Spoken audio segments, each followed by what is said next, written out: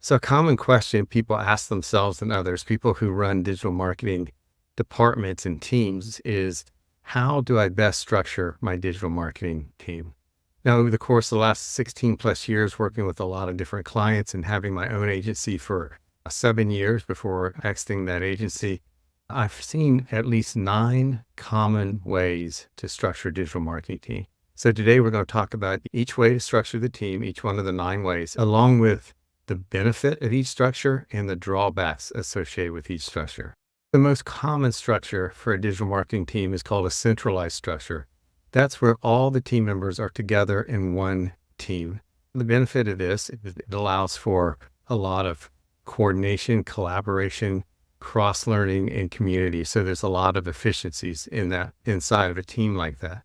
Now, the drawback of a centralized team, or potential drawbacks, are it can be difficult to develop the deep business unit expertise and specialization that may be needed to serve that business unit well. The second type of structure is a decentralized team, and this is where each business unit has its own team embedded inside of the business unit. Now, this can have some great benefit. The benefit is the opportunity for great specialization and understanding of the business unit and the business unit needs. The drawback of a decentralized team is that team could be pretty small. And if it's a small team, that team can get feeling very isolated, right? Because they won't have as much opportunity for cross-learning or collaboration.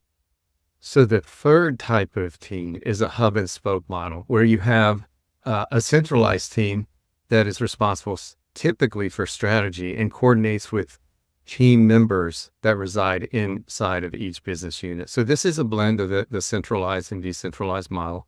It offers some of the same benefits of the centralized model, which is greater opportunity for collaboration, coordination, cross-learning, and community. So the downside of the hub and spoke model is that it can be difficult to get specialization and integration correct, making it difficult, causing bottlenecks, causing the hubs to feel isolated, and perhaps even hindering the hubs in being able to perform the type of localization efforts that they need. The fourth way to structure your team is an agency partnership. That means you're depending on external agencies for specific tasks or campaigns. Benefit of that is that you can have external perspective, external specialization.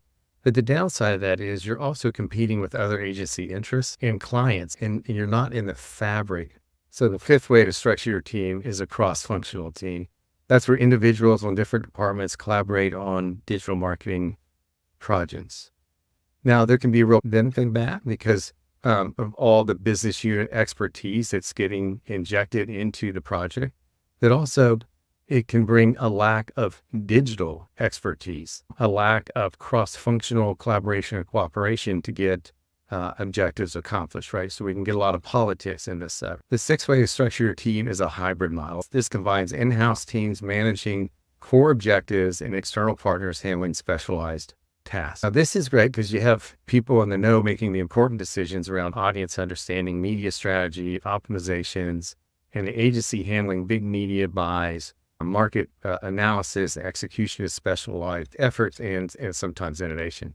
But the downside is you're competing with other agency interests, right? Other clients, and that agency is not in the fabric of your business. And so they don't have that deep expertise in your business that they would if they were actually inside your team. The seventh common way to structure a team is a functional team. And this is where specialized teams manage individual digital marketing channels.